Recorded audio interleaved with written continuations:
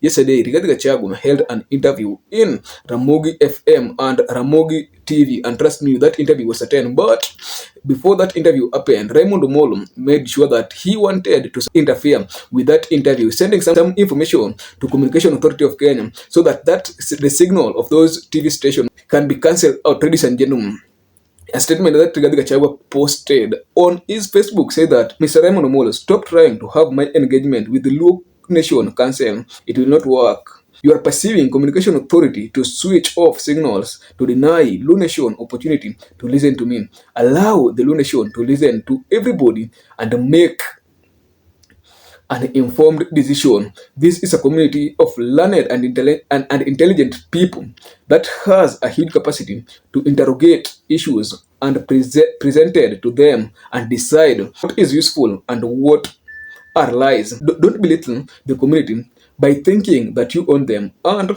you can decide who should and who should not talk to them. Ladies and gentlemen, this was a post made with none other than Rigathi Gachagua before that interview. But the interview was successful, as you guys were following that interview. And trust me, there, Rigathi Gachagua injected thoroughly to none other than President William Samoei Ruto, lecturing him on what this man anafaa kufanya, now opening the eyes of the Luos pertaining the treaties and deals that the government wanna sign now. Rigathi Gachagua's interview is what we are going to measure on this podcast. But before I deep dive into this, kindly just take a second or two to like this video, comment telling us where you are watching the video from, if by any chance you are in or outside the Republic, and most importantly, don't forget to subscribe to our YouTube channel, because by you subscribing to our YouTube channel, you automatically support the work that we do on Creative Silas TV. Ladies and gentlemen, truth to my words, and Rigathi Gachagua all along, as we always,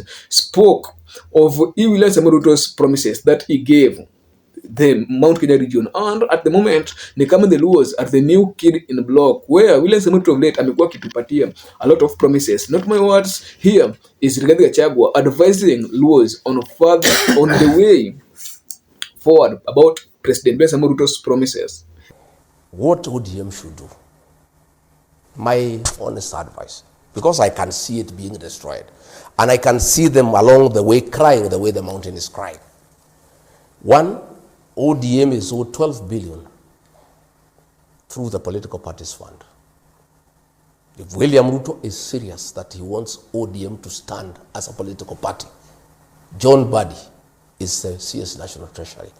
They should reduce, ODM should demand 12 billion shillings owed to ODM to be released to ODM, so that financially they are independent and they can chart their own course. Number two, the president has been to Nyanza and made many promises. He has one budget to go, 2026-2027 financial year. Before the elections and after, he made a lot of promises to the mountain people. Mau roads, this, that. Nothing has been done for 4 years. What ODM must make as reducible minimum?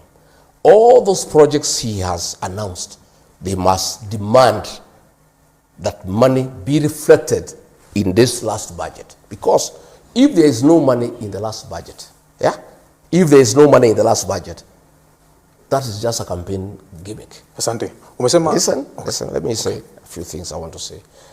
Tunasemaga William Samoei Ruto yeye anatenga hivi, but time will tell if by any chance Luos will buy, because politics inakuwa about the interest and numbers. Maybe Luos will say that, tumekuwa injured for long, and kama jamaa atakubali kutufanyia our grievances and our demands, and William Samoei Ruto atakubali that is going to fulfill them, then why not work together? But we always know that politics is always about interest, and we can't deny the fact that maybe Rigathi Gachagua, being that he was betrayed with none other than President William Samoei Ruto, he can no longer trust the promises that none other than President William Samoei Ruto again atampea. Secondly, Rigathi Gachagua had a clear exchange with none other than Trevor Ombija, the interviewer who was interviewing him. Ladies and gentlemen, here's the tape. Are you a lawyer for the president?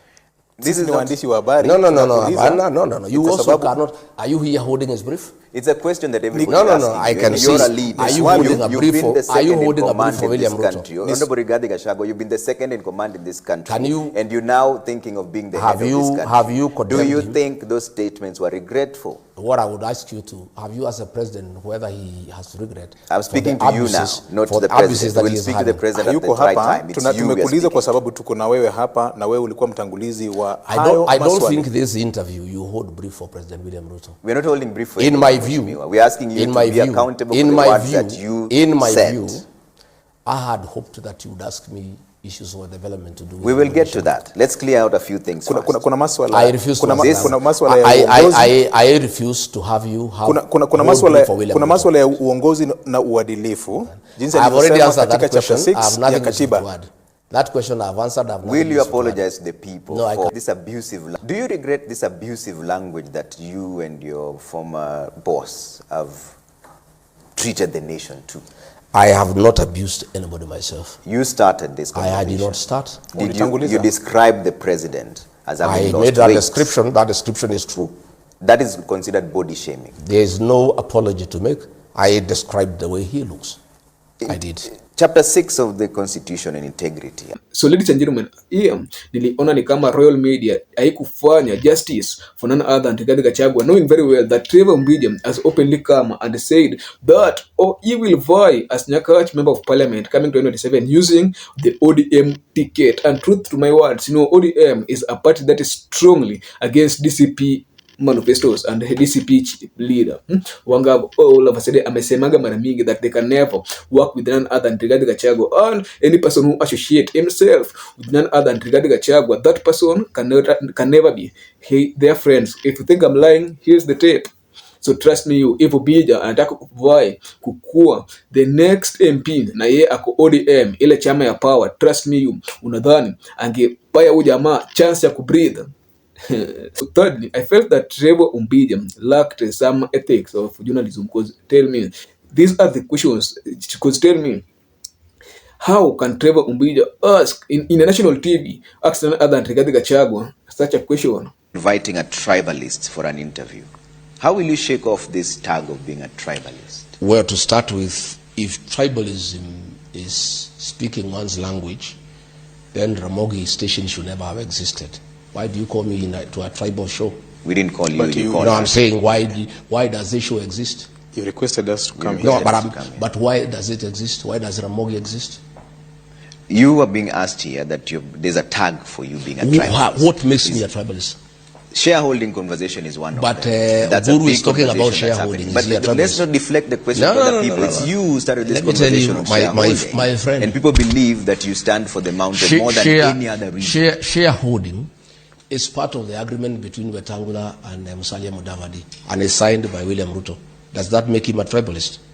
Shareholding is part of discussion on political negotiations, and is going on as we speak today. And there's nothing wrong with anybody saying, if we support you, this is our expectation. And that's what ODM is saying. And they are saying it so loudly. Why is that person sending you that message, not asking why Oburu and those who are asking for shareholding with Ruto are not tribalists? Because we're speaking to you now. So is that the same arithmetic that you have? That is a term. Let me tell you, that term of tribalism has been pushed by William Ruto. But when I was supporting him, he never said I'm a tribalist. When my community was supporting him, he never said I'm tribal. My community and I are not tribal. Ask me why. In the last election, we had a candidate called Mwaura. We never gave him any vote. We gave 4 million votes to William Ruto and 1.3 million votes to Raila Odinga. I had... And truth to my words, Rigathi Gachagua always anakuga jamaa stopper. He responded to him immediately. So boys and girls, if you ask me this question, if by any chance Trevor Ombija, as a journalist who have served in media service for long, this man could have had a better way to articulate and script these questions yenye aingefaa kuonekana as if ni offensive, but venye alisema ni kama it was so personal, and ni kama kuna a person who was directing him to ask that question. But tumesemaga kila kitu yakuwa 10. The interview was successful, it ended up well, but I've seen some post on X saying that maybe Trevor Ombija was being given some instructions from State House just to ask none other than Rigathi Gachagua the kind of questions that he was asking. Because some of those questions, bro, they were somehow personal. Yani jamaa nakuuliza swali lingine mpaka ujiulize, is this one really the intellectual Trevor Ombija from Nyakach that we always know? And you guys let me know your own thoughts in the comment section. How can you rate an interview between Rigathi Gachagua and Ramogi TV? Not forgetting rating Trevor Ombija interview skill out of 10. At last, I was your host Silas. Till next video. Bye bye.